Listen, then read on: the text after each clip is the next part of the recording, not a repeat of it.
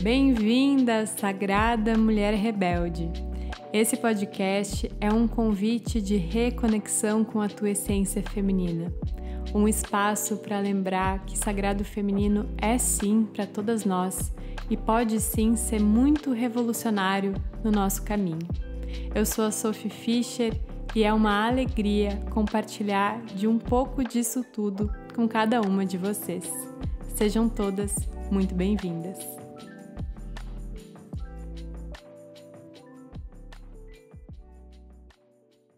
Sejam todas muito bem-vindas a mais um episódio de Sagrada Mulher Rebelde. Esse podcast onde a gente fala de sagrado feminino de um jeito um pouquinho diferente, de um jeito um pouquinho fora do padrão, sem muito misticismo, onde a gente fala sobre como esses conhecimentos do sagrado feminino realmente se aplicam na nossa vida, como a gente realmente vivencia esses saberes. Enfim, sai desse lugar muito místico e traz isso para a nossa realidade, para o nosso dia a dia. Hoje nós estamos estreando nesse canal o formato em vídeo. Isso é algo que eu venho comentando desde o início do ano. Eu até já fiz um episódio em vídeo, mas era com participação. Hoje é o meu primeiro episódio solo em vídeo. É algo que eu venho pensando em fazer há algum tempo. Ao mesmo tempo eu pensava, tipo, quem é que vai querer me ver, sabe? Podcast é pra gente ouvir. Mas eu vi algumas pessoas fazendo esse formato, assim, de tipo, numa sala com um microfoninho. Microfoninho é bom. Microfonezinho? Não sei. E eu confesso que eu achei interessante porque facilita. Vocês sabem que eu tô também há um tempo buscando facilitar o meu trabalho. Então, se eu tivesse que ligar agora todo o meu equipamento, o microfone e tudo mais, talvez eu não estaria aqui gravando.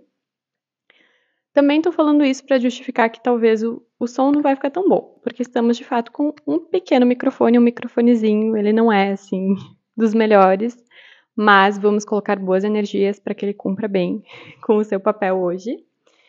E mais especial que isso é que a gente está estreando esse formato em vídeo para falar de um assunto que eu amo demais. A gente está agora comemorando a Semana das Bruxas e eu achei muito digno fazer um episódio para falar sobre as bruxas, para falar sobre esse arquétipo que é o arquétipo da bruxa, da feiticeira, para a gente trazer realmente esse arquétipo como um arquétipo de empoderamento, sabe? Não é um assunto que eu abordei muito por aqui até hoje, mas faz alguns anos que eu venho comemorando mesmo, assim, o Dia das Bruxas. Não no sentido de comemorar o Halloween, de me fantasiar, isso não é muito a minha vibe. Mas quando chega essa Semana das Bruxas, eu gosto muito de criar conteúdo, eu gosto de me conectar com esse arquétipo, eu gosto de relembrar mesmo, assim, do que isso representa para todas nós. Faz uns 5 anos, mais ou menos, assim, que eu tive esse despertar de que essa é uma data de celebração do feminino. Essa é uma data de celebração do feminino livre, do feminino que não se diminui para caber nos conceitos do que a sociedade quer. Então, para mim, falar das bruxas é muito falar sobre isso, assim, sobre o feminino livre, sobre o feminino rebelde, sobre o feminino autêntico, que é um assunto que eu gosto muito de falar. Então, este é um episódio especial da Semana das Bruxas. A gente vai falar sobre muitas coisas aqui. Eu vou primeiramente falar que eu não me considero uma bruxa, embora às vezes eu fale que eu sou bruxa, que eu sou bruxona. Eu entendo que hoje, nesse momento que a gente está vivendo, existem pessoas que realmente praticam a bruxaria, sabe? Que praticam isso como uma religião ou como práticas pessoais mesmo, assim, mas que tem isso como um estudo, como uma prática, como estudos muito profundos. A bruxaria é um estudo muito profundo da manipulação dos elementos da natureza, das forças da natureza. Então é um trabalho muito bonito e que eu respeito muito. Então não posso dizer assim, eu sou uma bruxa, né? Porque eu acho que a gente tem que respeitar as pessoas que realmente estão caminhando dentro dessas tradições e que estão resgatando esses saberes e sustentando esses saberes. Mas ao mesmo tempo eu também acho que eu sou e que nós somos. Eu acho que toda mulher que ousa se colocar como autêntica nesse mundo, se expressar de forma autêntica e trazer de novo esse arquétipo da bruxa, vivenciar esse arquétipo também, de certa forma, pode se considerar uma bruxa, mas uma bruxa no sentido mais arquetípico e não no sentido de vamos falar de bruxaria, porque não, eu não sou praticante de bruxaria e esse episódio não é sobre isso. Mas vocês já vão entender por que a gente está falando disso tudo. Desde a nossa infância, a gente ouve as histórias da bruxa. Essas velhas maléficas que vivem isoladas no meio da floresta, vítimas de toda a sua amargura, de toda a sua feiura, que são amargas porque nunca foram verdadeiramente amadas, escolhidas por um homem, e que são sempre o contraponto das princesas, esses seres belos, iluminados, hidratados, que são tão legais, que são tão galera, que são escolhidas e amadas por um homem sempre, né? Cujo maior objetivo é ser escolhida e ser amada por um homem. E é isso que a gente vem ouvindo, então, desde a nossa infância. É essa imagem que a gente vem construindo da bruxa no nosso inconsciente desde a nossa infância. A bruxa é sempre essa mulher amargurada. Eu acho que o maior símbolo da bruxa no nosso inconsciente é essa amargura, essa coisa de não ter sido escolhida para ser amada, que faz dela uma velha rejeitada, solitária, invejosa, que tem uma inveja doentia dessa princesa, dessa donzela que é jovem, que é hidratada, que é escolhida, que é amada, que é colocada num pedestal.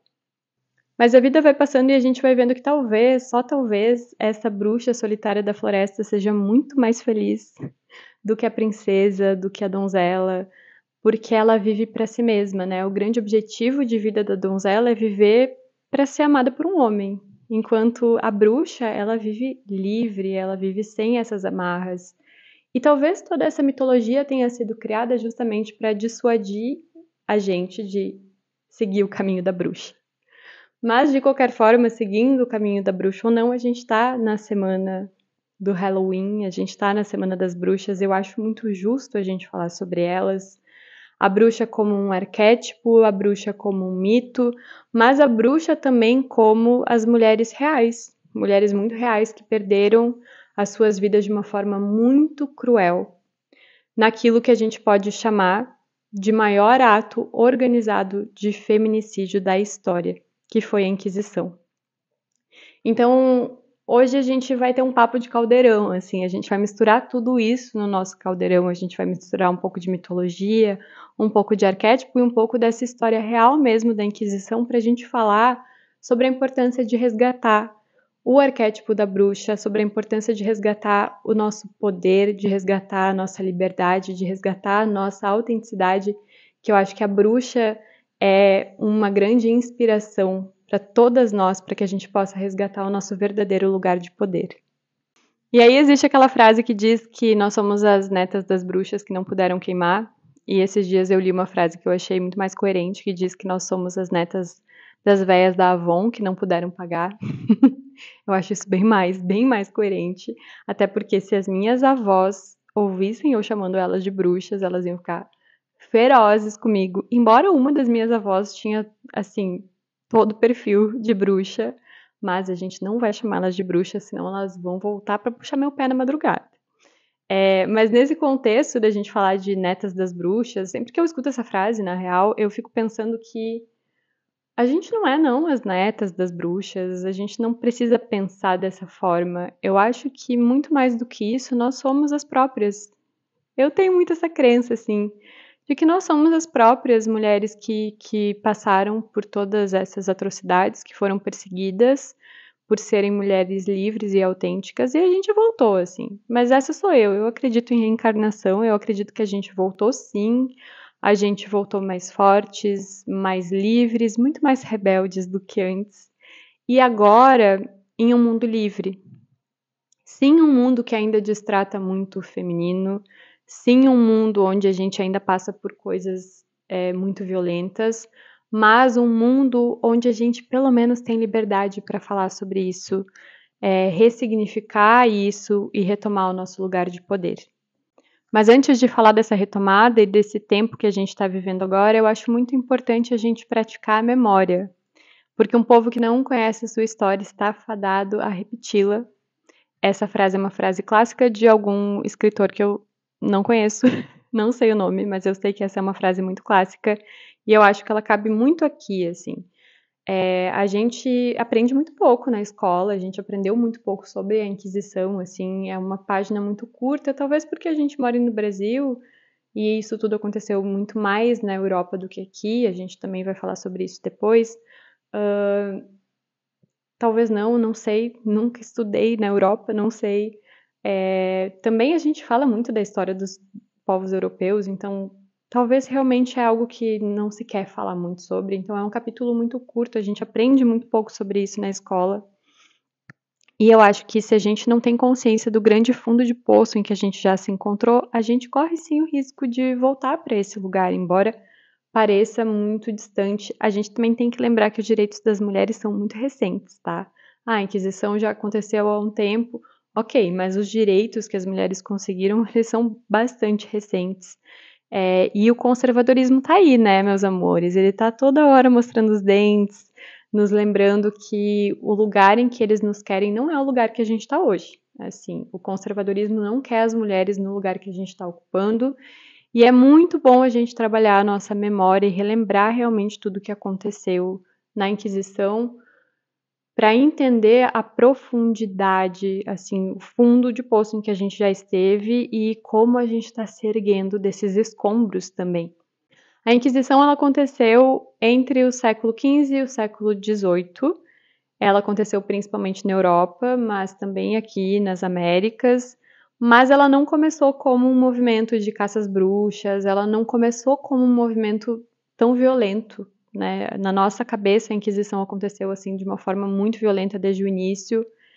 E não é bem assim, eu acho importante também a gente contar a história como ela é.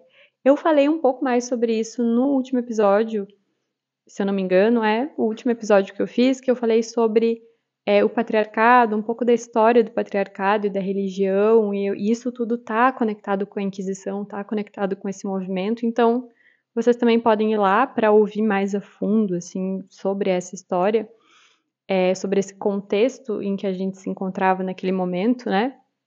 Mas, basicamente, a Inquisição começa como um movimento da Igreja Católica para entender se as pessoas estavam aceitando a religião, né? Porque a religião católica ela vem como uma imposição, ela começa a ser imposta na Europa. Não era nem a Europa como a gente conhece hoje, estava longe de ser a Europa que a gente conhece hoje, mas ela começa a ser imposta nesse antigo território europeu, assim, nesse início de Europa. O catolicismo começa a se impor, mas eles começam a perceber que essa imposição não tá dando muito certo, sabe? Eles começam a realmente perceber que, por mais que a gente está impondo essa religião, a gente está chegando em lugares onde já existiam religiões e tradições. A gente não está falando de um mundo globalizado, a gente está falando de um mundo de pequenos vilarejos, onde em cada vilarejo as pessoas tinham as suas crenças, as suas crendices, as pessoas tinham uma conexão com uma fonte d'água, com uma árvore ancestral que estava lá, com uma montanha. E aí existiam muitos resquícios da cultura da deusa, então ainda existiam muitas deusas nesses territórios, deusas muito conhecidas como Freia, como Brígida, mas também deusas que talvez a gente nunca vai ouvir os seus nomes, assim, porque eram de fato a deusa daquele laguinho, sabe? A deusa daquela caverna que foi escavada naturalmente no pé daquela montanha e ali habitava uma deusa de um pequeno povo que falava uma língua que a gente nem sabe qual é, sabe? Então, assim, esse era o contexto em que o catolicismo estava tentando se impor. E a Inquisição foi um questionamento. Inquisição foi um questionamento. Será que as pessoas realmente estão acreditando nisso tudo que a gente está falando, né, que a gente está dizendo, que a gente está trazendo? Então, os padres estavam indo para essas comunidades e chegando em comunidades que não abraçavam essas crenças de primeira. E às vezes os próprios padres acabavam adotando crendices populares, acabavam adaptando os textos bíblicos para abraçar essas pequenas culturas. E o catolicismo, né, como uma religião que estava realmente tentando dominar, ela precisava encontrar meios, ela precisava entender o território, ela precisava entender o contexto. E aí, dentro disso, aconteciam duas coisas, né? Nesse contexto, ainda existiam muitas mulheres que eram consideradas sábias, porque ainda eram culturas com resquícios de culturas da deusa, então ainda eram culturas onde as mulheres ocupavam lugares de poder, né? Eram lugares onde as mulheres... E o poder não é o poder como a gente conhece hoje, tá? A gente está falando de um poder no sentido de reconhecimento da sabedoria dessas mulheres. Então, as mulheres ainda eram reconhecidas como sábias, conselheiras, elas ainda estavam no centro de muitas comunidades e elas eram, em muitos casos, aquelas que cuidavam da saúde das populações, né? A gente está, de fato, falando de comunidades que, às vezes, tinham 500 pessoas, se muito, quando muito, eram comunidades de 500 pessoas. Então, comunidades isoladas, assim, algumas que viviam em muito isolamento, outras um pouco mais centralizadas, mas a gente não está falando de lugares muito grandes, não tinha nenhum sistema de saúde, acho que eu não preciso falar isso, né? E realmente, assim, as pessoas, a saúde delas dependia muito das mulheres que sabiam lidar com as ervas, que faziam os partos, que acompanhavam as mortes. Esse era muito um papel do feminino. Além do papel da sábia, da conselheira, ela também era essa que cuidava da saúde das populações, dos vilarejos, vamos dizer assim, porque população parece uma coisa muito grande. E elas estavam ali passando esse conhecimento através das gerações. Então, elas estavam ali realmente levando esse conhecimento dentro das suas famílias, dentro dos seus vilarejos. E aí, o que acontece nesse bolo todo da Inquisição é que a medicina começa a ser praticada pelos padres, né? Os padres são os primeiros médicos, é onde começa todo esse caminho da ciência do corpo mesmo, começa dentro da igreja. Talvez é algo que a gente não sabe muito, mas é a realidade. Então, os padres foram os primeiros médicos, até porque eles estavam espalhados por todo o território, eles começaram a ser treinados dentro das práticas de medicina cara, coisas muito rudimentares, né? Mas já tinham um conhecimento, já era o início, o princípio do conhecimento científico. Então, são dois contextos. Primeiro, uma igreja que não aceita a mulher, né, como um ser igual ao homem, e aí todas essas mulheres estão ocupando lugares de poder. Como que a gente faz para tirar elas desse lugar? E como que a gente faz para que as pessoas parem de procurar a curandeira, a benzedeira, a parteira e comecem a procurar o padre, porque era isso que eles queriam, que os padres realmente ocupassem este lugar, porque eles entendiam que o conhecimento do padre era superior. Eu fico pensando como seria a nossa vida se isso não tivesse sido assim, né? Se junto com o conhecimento do padre a gente tivesse também trazido o conhecimento das curandeiras, né? Como seria a nossa vida? Mas enfim, não foi isso que aconteceu e não vamos nos apegar ao que não aconteceu, né? Então, todo esse contexto, vamos entrar nesse território, vamos realmente ver o que está acontecendo. Esse foi o primeiro movimento da Inquisição. E aí começou a se perceber que as mulheres ainda tinham muito poder, e elas ocupavam lugares de muito poder, as pessoas confiavam muito mais nelas do que nos padres, e isso precisava mudar. Entra, então, em ação uma coisa chamada O Martelo das Bruxas, Malleus Maleficarium. Ele foi um livro best-seller, menina. Ele foi um best-seller. Foi escrito em 1487, em latim, mas ele foi publicado na Alemanha. E ele surgiu em um momento, né, em que a Europa estava sob uma forte influência da Igreja Católica, mas a reforma protestante já despontava ali no horizonte, e existia esse medo de heresia, de magia, então o Malleus Maleficarium foi usado como uma ferramenta de controle social.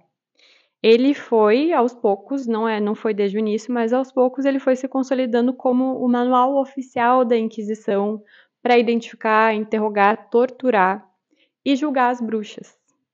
E ele foi amplamente utilizado, então, nos tribunais da Inquisição entre o século XV e o século XVIII, os tribunais europeus, e é considerado como um dos textos mais misóginos da história. Então, entre as muitas coisas que o Malleus Maleficarium falava, ele falava muito sobre a aliança das bruxas com o demônio, mas ele dizia principalmente que as bruxas eram, em sua maioria, mulheres, porque elas eram mais crédulas, fracas e inclinadas à luxúria. A mulher, ela é vista pelo Malleus Maleficarium como a porta do diabo. E existiam trechos que diziam que toda bruxaria vem da luxúria carnal da mulher. Olha onde isso vai nos levando. Ensinava os métodos de tortura e de confissão e falava que tudo aquilo que fosse declarado sob tortura tinha que ser considerado correto, como uma fala verdadeira, uma confissão verdadeira, porque o demônio não deixaria mentir. E aí, meus amores, o impacto do Malleus Maleficarium na Inquisição, ele é gigantesco, né? Não se pode ter dados muito específicos, os dados eles são mais estimados, porque ao mesmo tempo que existiam os tribunais da Inquisição, onde os casos eram registrados, e claro que nem tudo foi preservado ao longo do tempo, mas sim existiram os tribunais da Inquisição, onde muitos casos foram registrados, também existiam os contextos em que as mulheres simplesmente eram perseguidas dentro das suas comunidades e não se tinha nem registro disso, né? Isso simplesmente acontecia, pega a bruxa, mata a bruxa, e era isso. Não precisava necessariamente de um julgamento, existiam vilarejos e cidades que tinham esses tribunais, eram mais organizados, mas também existia, isso foi criando uma histeria, um pavor coletivo. E aí pequenas coisas que aconteciam, tipo colheitas que não iam bem, pragas nas colheitas, ou animais que morriam, algum fenômeno meteorológico assim que na época não se tinha conhecimento do que estava acontecendo, então chuvas muito fortes, enchentes, queimadas, coisas assim, eram facilmente colocadas na conta da bruxaria e aí se achava uma mulher que era culpada por isso. Então não tem como ter assim um número muito específico, porque ao mesmo tempo que existiam registros, existiam muitas mortes que aconteciam no meio dessa histeria, foi se tornando realmente uma histeria popular.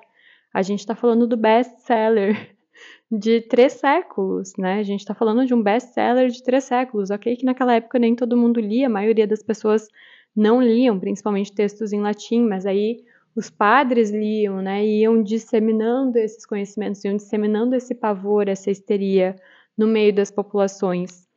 Então, estima-se que foram centenas de milhares, assim. O número estimado é entre 50 e 100 mil, né? Então, nisso a gente pode ver que realmente não tem muitos registros, mas com certeza 50 mil, podendo chegar até 100, aquelas que não foram registradas. E aí a gente vê o quanto o Malleus Maleficarium foi eficiente em condenar a mulher, porque 80% das pessoas que morreram acusadas de bruxaria foram mulheres. Claro que existiam os homens, mas num número muito menor. Existiam também crianças, assim, é realmente um contexto de histeria social muito, muito grande. Mas o Malleus Maleficarium serviu para legitimar a misoginia como uma doutrina religiosa e justificar séculos de tortura de mulheres, que eram as sábias, conselheiras, as parteiras, as curandeiras, e que muitas vezes não eram nenhuma dessas coisas.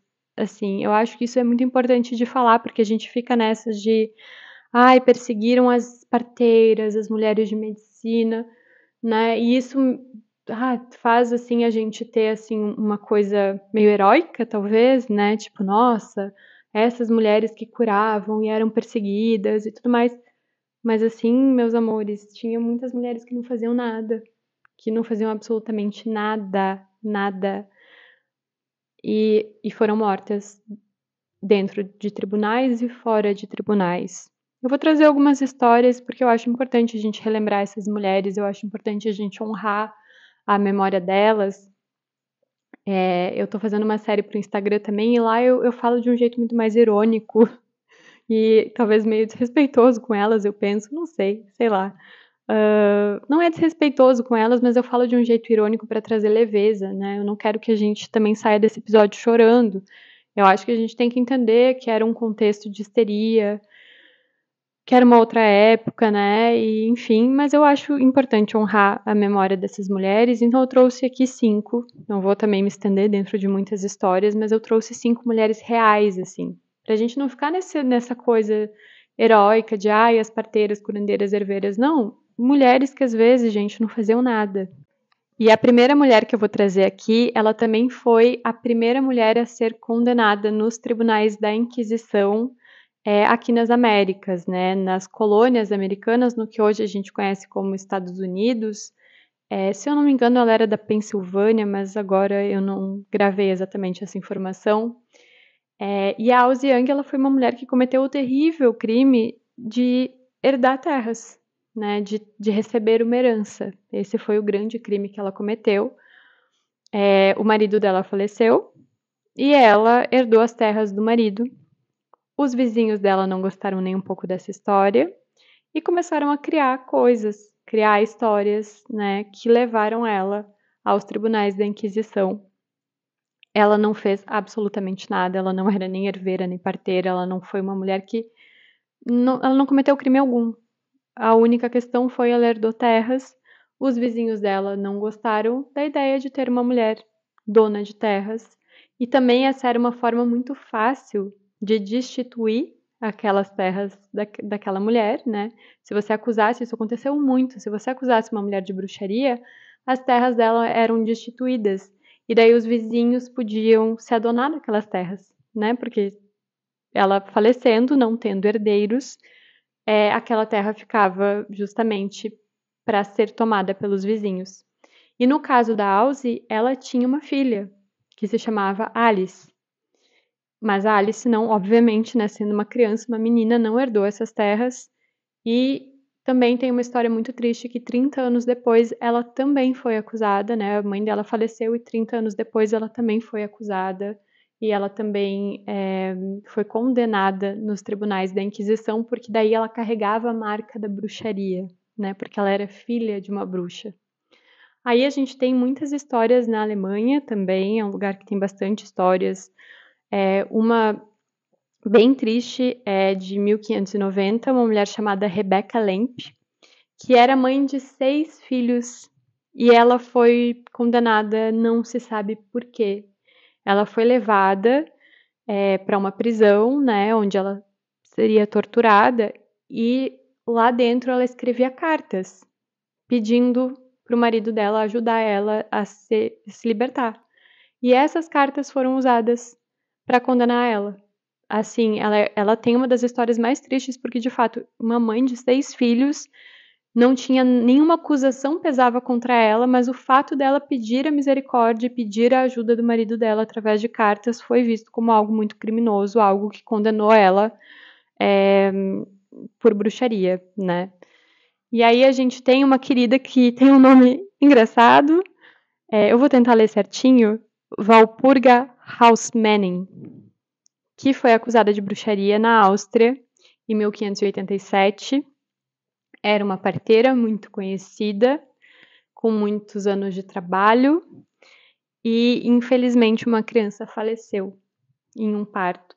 E aí ela foi torturada e no meio dessas torturas ela disse que sim, que ela era uma bruxa, que ela tinha um pacto com o demônio. Imagina o tipo de tortura ao qual essa mulher foi submetida para chegar no ponto de dizer isso, né? Uma mulher que estava num lugar de risco, né? Uma parteira, uma mulher que estava totalmente num lugar de risco, porque sim, as crianças podem morrer no nascimento, isso ainda mais naquela época, né? Mas eles precisavam de um bode expiatório para isso que aconteceu e foi a Walpurga. Aí a gente tem a história de Anne Hendricks, que também é uma história bem cruel. De um lado a gente tem a Alce Young, que foi acusada por herdar terras, e aí a gente tem a Anne, que não tinha nada, né? Em 1664 ela era uma menina de 17 anos que pediu um pão, sabe? Pediu comida para um comerciante. E ele negou. E ela, naturalmente, tendo sido negada comida, uma pessoa que estava passando fome, olhou feio para ele, né? Xingou ele. E aí, tipo, no mesmo dia, talvez, ou um pouco tempo depois, ele sofreu um AVC. E ela foi culpada, né? Porque ela deu o olhar da bruxa para ele. Ela deu um olhar ruim para ele, ele morreu por causa da energia ruim que ela colocou nele. Não porque provavelmente ele era um cuzão que merecia morrer, né, gente? Não foi por causa disso. A culpa foi totalmente dela. E aí a última história, ela é sim daí de uma herveira, que se chamava Antônia Goebbels, Alemanha, 1628, uma mulher idosa, uma mulher viúva, que foi acusada de fazer feitiços porque ela cuidava de pessoas doentes com ervas. E nos tribunais o que disseram sobre ela é que ela sabia demais para uma mulher simples. E aí, meus amores, essas são histórias que acontecem em território europeu e também na América do Norte, né, nessas colônias americanas que estavam se estabelecendo naquela época. A gente tem toda aquela história de Salem. Salem foi realmente assim um momento de muita euforia, teve muita euforia ali naquela época. Muitas mulheres morreram em um espaço curto de tempo, mas a gente está falando nesse contexto de Europa e colônias americanas, principalmente de mulheres brancas, né? E ano passado, quando eu fiz essa série de Dia das Bruxas, eu não lembro, eu postei algum vídeo falando, não lembro exatamente o que que era, mas enfim, era uma série especial do Dia das Bruxas, e quando eu postei esse vídeo, uma mulher veio falar: ah, você só tá considerando as mulheres brancas, tipo, você só tá falando das mulheres brancas. E de fato, dentro de um contexto onde a gente fala de Inquisição, como ela se deu, a grande maioria das vítimas eram essas mulheres brancas, que ocupavam lugares de poder, sábias e tudo mais, e mulheres simples também, né? Mas eu acredito muito que isso também aconteceu aqui nas Américas, tipo América Latina, América do Sul, isso também aconteceu na África, só que essa inquisição nesses lugares se deu de uma outra forma. Não foi só contra as mulheres, foi contra os povos originários como um todo, né? Então, os extermínios dos povos originários, que eram esses povos que tinham muita sabedoria, que também eram culturas matriarcais. Na África, a gente tem essas culturas matriarcais fortíssimas que hoje a gente tem, graças à deusa, né? Essas religiões conseguiram ser trazidas aqui para o Brasil, para as Américas. A gente tem muita influência dessas tradições religiosas aqui. E também tudo o que aconteceu, enfim, com os povos originários aqui das Américas, né, que também tinham muito essa conexão ancestral com o feminino, que também foram perseguidos. Então, eu acredito que, sim, essa Inquisição, quando a gente fala da Inquisição, a gente vai falar sempre muito mais das mulheres brancas, mas atingiu todos. Os povos africanos e os povos aqui da América Latina, os povos das Américas como um todo, foram atingidos de uma outra forma, no sentido de um genocídio desses povos, das suas tradições, das suas sabedorias, dos seus conhecimentos, mas ali também existiam as bruxas, existia a sabedoria popular feminina, a sabedoria tradicional, existiam as mulheres sábias, as mulheres de medicina. Aqui, mais do que em qualquer lugar, né, nas Américas, assim, é muito forte essa sabedoria ancestral feminina que a gente tinha aqui. Então, quando eu falo que eu acho muito triste isso que aconteceu, o extermínio da sabedoria feminina na Inquisição, eu também estou me referindo a todos esses outros territórios, eu também reconheço esses outros territórios, mas aí o contexto é outro, porque não é só contra as mulheres, é contra os povos matriarcais como um todo, né? É contra todos esses povos e toda a sua sabedoria, e é até maior do que o que aconteceu dentro da Inquisição, assim, em números, eu imagino que seja estrondosamente maior. E eu acredito que a gente também tenha que reconhecer e prestar, né? A gente não tem registros dessas pessoas que morreram, porque realmente foram tratadas de uma forma muito desumana. Mas eu presto aqui também o meu reconhecimento e toda a honra a essas mulheres, tanto da África quanto aqui das Américas, que sustentavam os saberes ancestrais femininos e que foram também exterminadas dentro desse contexto de imposição do catolicismo, de inquisição e de imposição dessa religião em todo mundo.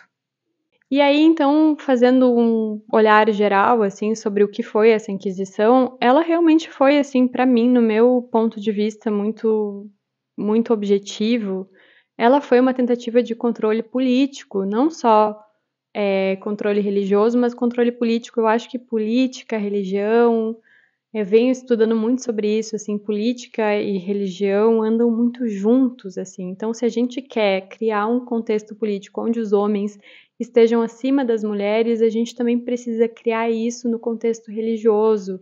A gente precisa exterminar a figura da deusa, a gente precisa exterminar as mulheres sábias, a gente precisa tirar as mulheres de um contexto religioso onde elas têm poder para que a gente também possa oprimir elas politicamente. Eu acredito muito que isso foi feito, eu acredito que isso foi um ato pensado, tá? Eu não acredito que isso foi por um acaso. Eu vejo a Inquisição como uma tentativa, sabe? A gente está falando de pessoas muito inteligentes, muito visionárias, a gente está falando de pessoas que entendiam, sabiam o que estavam fazendo, sabiam que o poder andava junto com a religião. A gente já tinha histórias, né, claro, muito mais antigas, em contextos muito menores e mais antigos, mas histórias de grandes mulheres que tiveram um grande poder porque elas ocupavam cargos de sacerdotisas dentro do contexto das sociedades em que elas viviam e que ali naquele cargo de suma sacerdotisa ela também era uma líder política, né? E aí o catolicismo chega impondo uma visão totalmente patriarcal de mundo, uma visão totalmente centrada nos homens, e como que a gente vai deixar mulheres livres que daqui a pouco podem assumir, podem questionar isso, né? Se a gente continua mantendo mulheres livres, soberanas de si mesmas, autênticas, fortes, daqui a pouco elas vão começar a questionar, será que eu não deveria ocupar o lugar do Papa? Será que eu não poderia estar naquele lugar? Por que a gente não ocupa esse lugar também?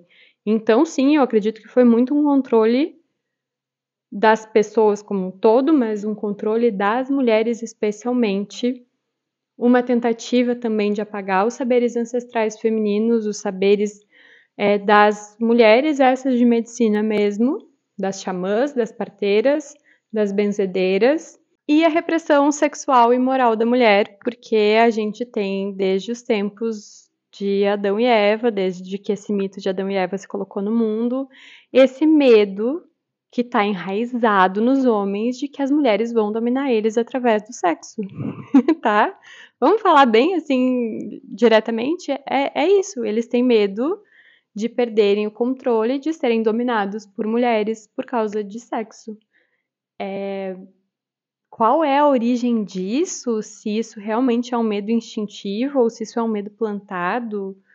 E qual é a necessidade, né? A gente sabe que a necessidade de controlar a sexualidade feminina é justamente a necessidade de.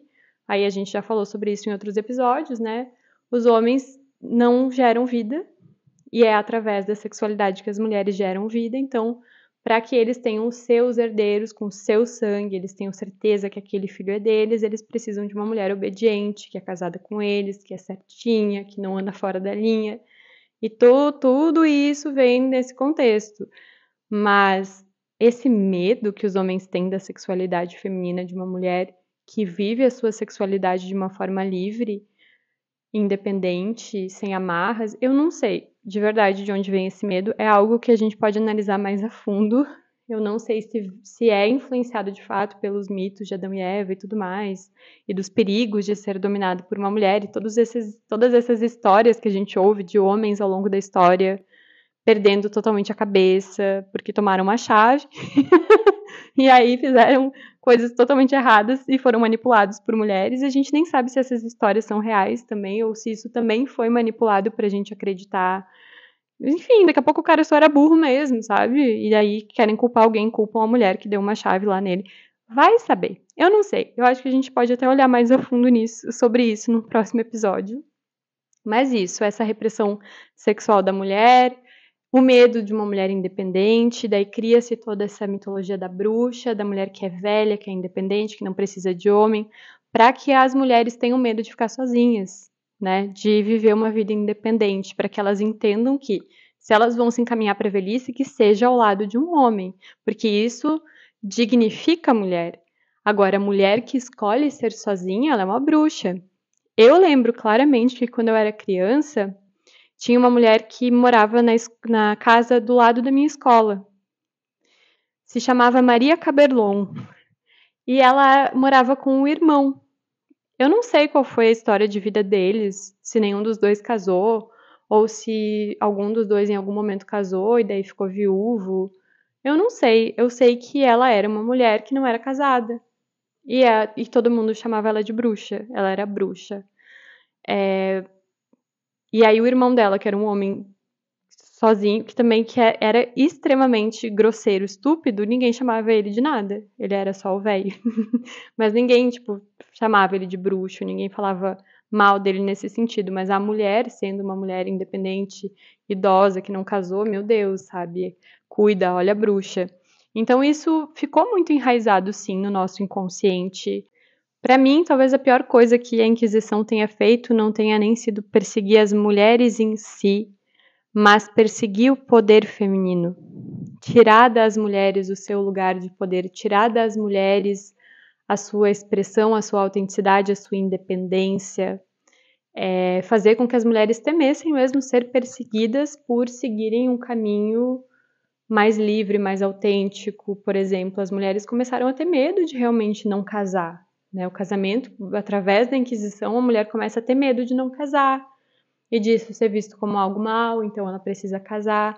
A mulher começa a ter medo de se comunicar com a deusa, a mulher começa a ter medo de mexer com as ervas, a gente começa a ter um medo mesmo de tudo isso que nos conectava com o nosso poder, com o nosso lugar de poder no mundo, e a gente não está falando de um poder sobre os outros, mas um poder que vinha de dentro de nós mesmas.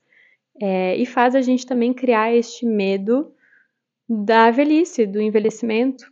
Se a gente olha para a mitologia como um todo mesmo, e olhando para a mitologia, a bruxa é sempre essa velha, maldosa, invejosa, tudo que eu já falei lá no início do episódio. A bruxa é sempre essa mulher velha, solitária. Mas se a gente olha para mitos que têm personagens idosos, homens, que têm os homens velhos, esses personagens são sempre sábios. Se a gente olha, por exemplo, para o Mago Merlin, né, que foi é um grande exemplo da mitologia, a gente tem em contos mais modernos, tipo Gandalf, Dumbledore, a gente tem essas figuras de homens sábios. O homem que envelhece, ele é um sábio dentro do contexto das mitologias. Ele é sempre um sábio, ou ele é um rei que vai ensinar o seu filho, ou ele é esse velho feiticeiro mago. E aí não interessa se ele é um feiticeiro mago que tá lá no meio da floresta, usa saia, sabe? Nunca casou com ninguém. Nada disso é questionado. A solidão deste homem não é questionada porque é nessa solidão, é nesse contexto de isolamento que ele encontra com a sabedoria. Enquanto a mulher, num contexto de isolamento, onde ela se escolhe, onde ela escolhe estar consigo mesma em vez de escolher estar servindo a um homem, ela é a bruxa, ela é a solitária, ela é a amargurada. A gente foi crescendo com essa ideia de que a gente só vai se completar se a gente casar, se a gente tiver um relacionamento com um homem, se a gente encontrar um amor de outra pessoa, que a mulher só se completa nesse contexto, que a gente só é a donzela feliz se a gente se completa nesse contexto, e que qualquer outro contexto é um contexto de grande infelicidade para a mulher, embora os dados de pesquisas recentes mostrem exatamente o contrário, que as mulheres solteiras são muito mais felizes, vivem mais, são mais saudáveis, ganham mais dinheiro, é um laço, realmente, nas mulheres casadas, assim. Não tô aqui dizendo o que é certo e o que é errado, até porque eu tenho um relacionamento com um homem, vivo com um homem, não acho que isso me faz mal para a saúde, mas se a gente olha, assim, a gente realmente foi doutrinada a acreditar que a gente precisa cumprir com esse papel e que o nosso processo de envelhecimento é muito errado também, isso me pega um pouco, sabe? Essa mitologia toda da bruxa também nos traz essa ideia de que envelhecer é muito mal. E aí a gente tá vivendo uma realidade hoje que, cara, mulheres de 25 anos colocam botox, sabe? Preventivo. E eu não quero aqui fazer uma crítica, eu acho que cada uma tem que fazer aquilo que sente que é bom e que é correto para si mesma. Não quero ser aquela chata, sabe, que fica desprezando as mulheres porque elas usam botox. Eu não acho que isso te diminui de forma alguma. Mas a gente tem que pensar, assim, o quanto a gente está fugindo, o quanto essa nossa busca pela eterna juventude também é fugir do arquétipo da bruxa, sabe? Essa obsessão das mulheres em não ter uma ruguinha no rosto, em não ter uma ruga de expressão, sendo que essas rugas de expressão, esses cabelos brancos, eles contam a nossa história. Mulheres que viveram. Se a gente tiver a honra de envelhecer, significa que a gente viveu e que a gente colheu os frutos da sabedoria, sabe? Que a gente atravessou, que a gente fez a travessia. A bruxa é aquela que faz a travessia da noite. Esse arquétipo ele nos conecta com esse poder de atravessar a escuridão, de atravessar as noites e colher os frutos da sabedoria. Então, uma mulher que envelhece, ela é uma mulher, se a gente tiver a honra de chegar aos 90 anos, como chegaram as minhas duas avós, uma chegou até os 93, a outra quase chegou lá, chegou aos 88. Se eu tiver a honra de chegar onde elas chegaram, olha quanta coisa eu vou ter vivido nessa vida, assim, quanta coisa eu vou ter atravessado. Hoje eu com 30 anos olho para a casa dos 20, tudo que eu passei lá, e eu percebo, nossa, o quanto eu cresci, porque eu sobrevivi a coisas que eu achava que eu não sobreviveria, assim, sabe? Porque eu atravessei processos que eu achava que eu não atravessaria. E agora mesmo, assim, recentemente eu tenho atravessado processos, porque esse ano tá sendo intenso pra caramba, e eu falo, nossa, a Sofia de um ano atrás, a Sofia de hoje já é muito mais sábia do que a Sofia de um ano atrás. Então, envelhecer é colher os frutos da sabedoria, independente de se você vai escolher ser a bruxa da floresta solitária sozinha, que vai viver uma vida independente, ou se você vai ter família, vai ter filhos. Isso não significa, né, que você não está seguindo o caminho da bruxa. A gente está sempre seguindo esse caminho se a gente honra o nosso processo de envelhecimento, sabe? Se a gente honra o que a gente vai colher nesse caminho. Porque o que eu mais quero e o que eu mais acredito é que o nosso grande propósito de vida é evoluir, assim. E eu vejo que a Sofia de hoje, com 33 anos, nossa, ela já evoluiu muito da Sofia com 23. E a que vai ter 43, nossa, vai dar um baile na Sofia de 33. E que assim seja até onde eu puder ir. E eu acho que às vezes honrar o envelhecimento é honrar esse nosso lado, sabe? Esse nosso processo. Então, honrar a bruxa é honrar tanto esse processo de envelhecimento quanto honrar a nossa liberdade, a nossa rebeldia, o nosso direito de ser quem a gente sem medo de acessar as nossas forças, seja a força da nossa sexualidade livre, seja a força da nossa independência, seja essa liberdade que a gente tem de se expressar, de ser autêntica, de falar o que a gente pensa. Para mim, a bruxa, ela é muito empoderadora, assim. Eu quero que hoje, nesse Halloween e em todos os próximos e sempre na nossa vida, a gente possa honrar a bruxa que habita em cada uma de nós. E eu espero que esse episódio tenha tocado vocês, assim, que vocês possam realmente ter entendido um pouquinho mais do quanto a bruxa pode nos levar muito além do lugar onde a gente está hoje. Então sobe na tua vassoura, abraça esse arquétipo que te traz liberdade, que te traz autenticidade, honra o teu caminho, honra o teu processo de envelhecimento e abraça muito essa figura da bruxa, que é um arquétipo que vive em cada uma de nós e que com certeza nos traz inspiração, liberdade e muita, muita alegria, porque a bruxa, se tem uma coisa que ela faz, é rir. Ela ri e ela ri muito. Então é isso, meus amores. Um feliz Halloween, um feliz Dia das Bruxas, que vocês possam honrar, encontrar as formas de vocês de honrar a bruxa que habita em cada uma Eu honro a bruxa que habita em mim e eu honro a bruxa que habita em você. Um beijo e até a próxima. Esse podcast é feito com muito amor e o meu sonho é que ele possa chegar ao número máximo de mulheres possível. Me ajuda a realizar isso?